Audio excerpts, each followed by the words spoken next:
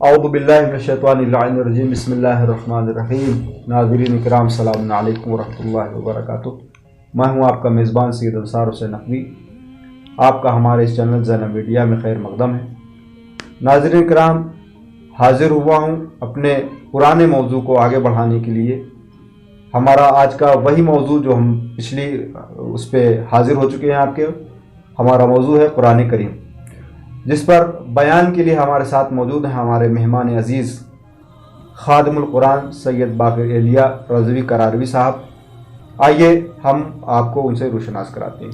مولانا صاحب السلام علیکم ورحمۃ اللہ وبرکاتہ۔ وعلیکم السلام ورحمۃ اللہ وبرکاتہ کہ آپ اس خاص موضوع کو رمضان میں بیان کرنے کے لیے ہمارے ساتھ حاضر ہوئے ہیں، اور ناظرین کرام نے آپ کا پچھلا ایپیسوڈ جو تھا بہت پسند کیا ہے، لہذا میں نے آپ کو دوبارہ دعوت دی اسی کو آگے بڑھانے کے لیے، جس پر ہمارے پاس جو ہے وہ چند سوالات ناظرین کرام کی طرف سے موصول ہوئے ہیں۔ میں چاہتا ہوں کہ آپ ان کا جواب جو ہے وہ سلیس اردو زبان میں دیں تاکہ ہمارے ناظرین کو سمجھنے میں کوئی دشواری پیش نہ آئے۔ مولانا صاحب، سب سے پہلا سوال جو ہمارے پاس آیا ہے وہ یہ ہے کہ کیا معصومین نے ہمیں قرآن کو سیکھنے کا حکم دیا ہے یا نہیں دیا؟ وعلیکم السلام ورحمۃ اللہ وبرکاتہ۔ میں آپ کی خدمت میں اور ناظرین کرام کی خدمت میں اور مہمانان پروردگار کی خدمت میں سلام عرض کرتا ہوں اپنی طرف سے، اور اس بات کے لیے دعا گو ہوں کہ آج کل جو بیماری آئی ہوئی ہے، خداوند قرآن کے صدقے میں اس بیماری کو اس دنیا سے دور فرمائے۔ ہمارا جو موضوع چل رہا تھا وہ قرآن کے عنوان سے موضوع چل رہا تھا۔ ہم نے اس سے پہلے جیسا کہ آپ نے بیان کیا، شاید مومنین کو کچھ پسند آیا، ان کو بہت اچھا لگا، لہذا اب یہ سوال ہے آپ کا کہ کیا معصومین نے واقعاً ڈائریکٹ ہم کو حکم دیا ہے کہ ہم قرآن سیکھیں؟ تو اس سلسلے میں بہت سی حدیثیں ہیں اور سیرت بھی موجود ہے، پیغمبر سے لے کر 12ویں امام اجل اللہ تعالیٰ فرجہ شریف تک کی سیرت موجود ہے اس بارے میں کہ انہوں نے، ائمہ نے مسلسل مومنین کو اس بات پر وادار کیا کہ وہ قرآن سیکھیں اور بغیر قرآن سیکھے نہ رہیں۔ میں اپنی گفتگو کو چھٹے امام جعفر صادق علیہ السلام کے قول سے شروع کروں کہ آپ فرماتے ہیں ینبغی للمؤمن ان لا یموت، مومن کے لیے ضروری ہے کہ وہ مرے نہیں۔ یعنی کیا مطلب ہے اس کا؟ ینبغی للمؤمن ان لا یموت حتی یتعلم القرآن او فی تعلمہ، یعنی مومن کو نہیں مرنا چاہیے یہاں تک کہ یا تو وہ قرآن پڑھنا جانتا ہو یا اس حالت میں مر جائے کہ وہ قرآن پڑھنا سیکھ رہا ہو۔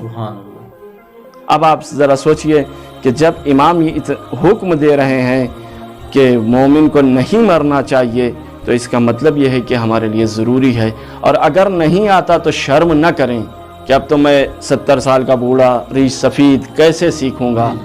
نہیں، امام کا حکم ہے، آپ کو ماننا ہے۔ آگے انشاءاللہ جلسوں میں میں عرض کروں گا کہ امام زمانہ اجل اللہ تعالیٰ فرجہ شریف جب تشریف لائیں گے تو کیا کام کریں گے، یہ بھی ایک اچھا موضوع ہے، وہ بھی انشاءاللہ اگلے کسی جلسے میں۔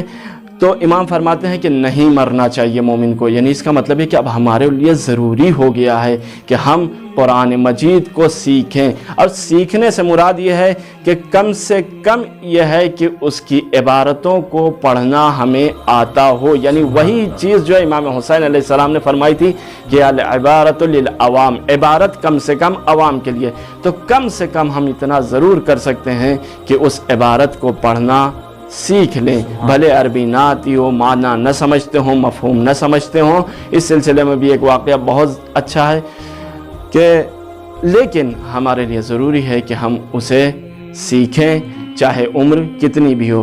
لہٰذا اگر ہم اپنے بچوں کو اسی 6 7 8 10 سال کی عمر میں قرآن کو سکھا دیں تو یہ امام کے حکم پر اسی وقت عمل کر لیں تاکہ بعد میں کوئی مشکل پیش نہ آئے۔ ماشاءاللہ، بہت بہت شکریہ آپ کا مولانا صاحب۔ دوسرا سوال ہمارا یہ ہے کہ علماء کی مثال قرآن کو پڑھنے کے سلسلے میں کیا ہے؟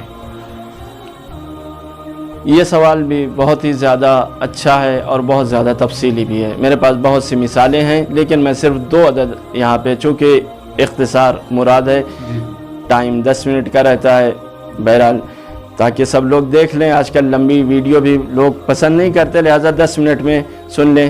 تو یہ سوال کہ کیا علماء نے ایسا کیا ہے کہ قرآن پڑھا ہے اور ہم کو کوئی مثال ایسی ملتی ہے یا نہیں ملتی؟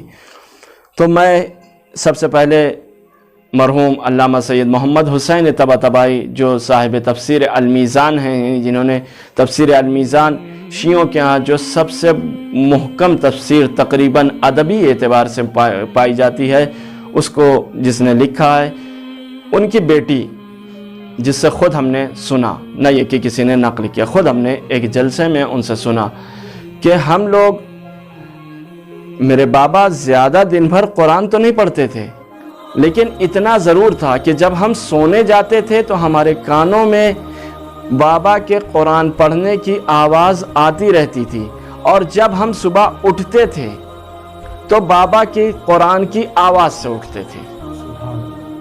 یعنی اس قدر تلاوت ان کے ہاں پائی. اب وہ کتنا پڑھتے تھے قرآن، یا تو پوری رات بیٹھ کے قرآن ہی پڑھتے رہتے تھے یا نہیں پڑھتے تھے، اس کے بعد بیٹھ کے اپنی تفسیروں کو لکھتے تھے، مطالعات کرتے تھے، درس کی تیاری کرتے تھے، پھر قرآن پڑھتے تھے. یعنی اپنی زندگی، یعنی اپنی رات کو شروع کرتے تھے تو قرآن سے، اور جب رات انتہا پہ پہنچتی تھی تو قرآن ہوتا تھا. سبحان اللہ. تو اگر ہماری زندگی میں ایسا ہو جائے، ہماری صبح شروع ہو قرآن سے، ہماری دن ختم ہو قرآن سے، رات شروع ہو تو قرآن سے، ختم ہو تو قرآن سے. آج کل ایک ایپ آ گیا ہے، آپ اگر اسے ڈاؤن لوڈ کر لیں تو ایسا ایپ ہے کہ آپ جب بھی موبائل کی اسکرین کھولیں گے ایک آیت آپ کے سامنے رہے گی. اگر آپ ناظرین کرام کو ایپ بتلا دیں تو یہ قرآن کے نام سے ہی ہے، سرچ کریں، قرآن کے ہی نام سے ہے. اب وہ اس میں کون سا، میں فوٹو تو نہیں دکھا سکتا، اس میں گوگل پلے پہ بھی ہے